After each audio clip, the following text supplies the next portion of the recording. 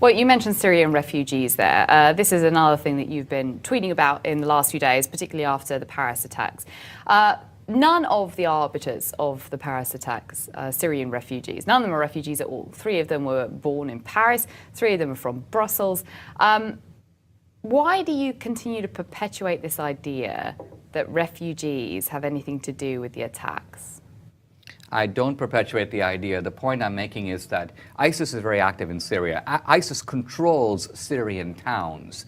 And so... Absolutely, and that's undisputed. Yeah. Undisputed, right. And now when you have a large influx of Syrians into Europe and into the United States, if you were ISIS, wouldn't you think that this was a rather easy way to send ISIS guys into Europe and the United States? Wouldn't that be a convenient and natural thought to you if you were trying to figure out how to get, for example, an ISIS sympathizer to Chicago? Wouldn't you say, you know what, all these refugees, they're going anyway, 100,000 of them. Can they possibly vet them all? I mean, you try to vet the guys I went to high school with, try to figure out who their friends are. This is in Mumbai. You wouldn't be able to do it. It's impossible. So this is a wonderful opportunity for ISIS. We should be aware of that, and that simply means we need to do heightened scrutiny. We need to be really careful because we know that the enemy can easily get through our borders this way. Well, heightened security. So I understand in Europe, for example, they have the Schengen Agreement, which is basically an open border agreement. This is certainly something that both the French authorities, the authorities in Brussels,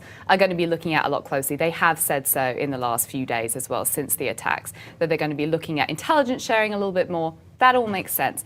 With regards to the United States and refugees coming into the US, how do you see that there is the same kind of threat that could be in Europe as there is for refugees coming into the United States?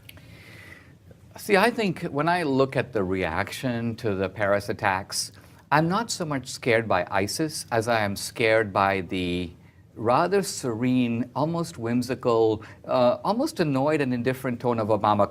Contrast Obama with Hollande. So here's Hollande, he sounds like Churchill, right? These are barbarians, I'm going to be merciless, I'm going to wipe them off the face of the earth. Here's Obama. Well, that was kind of a setback. And now we have another apparently attempted bombing in Germany, I guess another averted setback. Well, these aren't just setbacks. A setback is when Obama says ISIS is contained. I guess very inconveniently the next day, the Paris attacks. So they're not contained. But how can an organization that is controlling towns in Afghanistan and Syria, that is downing a Russian airliner, that is causing havoc in France, how can that be considered a JV team? How can that be considered contained? Well, the JV comment, I think he's since clarified, and that notion of containment, I'm not going to speak for the president, but he certainly has said that he clarified that he meant that physically they are still within the confines of Syria and Iraq, and they're not setting up mini caliphates in Paris, as an example. But to go back to my question, you didn't answer it. In terms of Syrian refugees coming to the United States, how can you see that they are posing any kind of actual serious threat when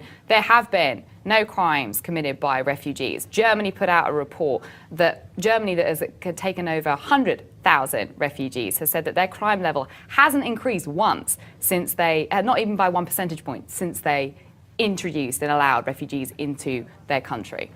Right, but remember that the whole point of terrorism is to do what hasn't been done before, right? Before 9/11, planes were never used to go into buildings. So if you had said, listen, what's wrong with giving Islamic radicals flight lessons because they've never flown planes into buildings? Yes, but that's because that's the new idea that occurred to them. So I'm simply saying now, something that we would previously be naive about, refugees, they're running away from persecution, we ought to take them in with open arms. And all I'm saying is now we realize, wait a minute, these refugees can be used as a way to smuggle bad guys into the United States. That to me sounds a bit like Minority Report politicking, though.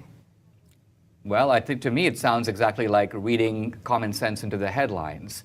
So again... But the common sense, I think, is taking a huge leap from facts that are just not there, and then using these immaterial, non-existent facts to then craft policy. Let me ask you this. Which doesn't sound intelligent to me. If someone said to you, here are the resources to cover the expense, would you take a dozen of these refugees into your house, knowing as little as we do about them, and would you feel safe? But we do know a lot about them, because the process to actually be a refugee in the United States can take anywhere from 12 to 18 months, the way that they're scrutinized. I mean, you said to yourself, you're an immigrant, I'm an immigrant, I have an accent, I'm here. on a visa.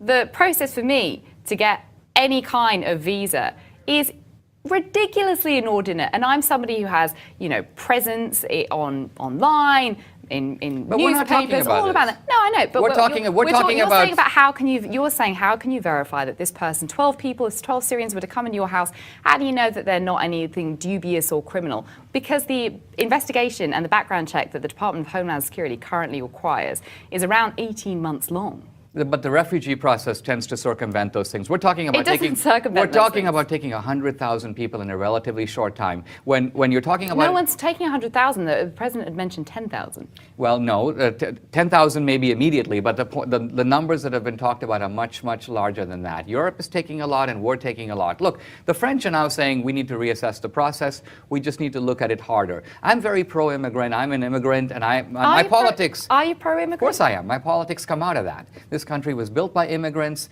and to me, the great power of conservatism, the reason I call myself a conservative, is I want a ladder of opportunity that I can climb up. What do you think of the way that some of the 2016 candidates have been talking about immigrants? The front-runners, Ben Carson, Donald Trump, have been making some very disparaging remarks about immigrants. Do you think that they're the wrong people to be leading the charge for the Republicans for 2016? Well, first of all, I do think the Republican Party should not and cannot be the party against immigration. No. But I do think that there is a legitimate frustration with illegal immigration. No country can be a real country while having, in a sense, a completely porous border. If you go down to the border, as I did last year, you basically you see fences that keep stopping, fences with huge holes in them so that you can actually drive a car through them. So this is a fraud. This is an attempt to say to the American people, we have a fence, but look, you can come right through right here. And there's no one to stop you if you do. So I don't believe that that's true. I don't believe that. I mean, I've been down to Tijuana as well, and I think that if I try and get through the line with my passport, I'm going to be stopped by the police. No, don't be silly. We're not talking about going through the line. There's a little border post here, and then there are miles and miles of fence, and all I'm telling you is if you simply follow those fences, you will see the fence stops, and it literally becomes open country. You can just walk across the border. I think there's a big difference between border security, which I think people on both sides agree is necessary. I mean, we are a sovereign country, and of course there needs to be border we have security. Laws. And we have laws, absolutely. But there is a big difference between that and then talking about whole people, as Donald Trump did, as rapists, as an example. Do you think that the frontrunners, Donald Trump and Ben Carson, are getting it wrong when it comes to immigration? Well, I think that, as I say, I think that they are reflecting a deep frustration about the fact that the United States, the federal government, the states are doing better, but the federal government refuses ultimately to maintain borders. Now, as someone who went through the legal process, as I assume you did, it took us a lot of time, and it also cost us a fair bit of money, and we had to play by the rules, and we had to stand in line, and we did. So why would we condone, as immigrants, a process that allows other guys, just as in the same way as you're standing in the Starbucks line, some guy walks to the front, pushes everybody aside, orders a Starbucks, everyone in line is going to tell him to get out of the line. Get in line. That's all I'm saying.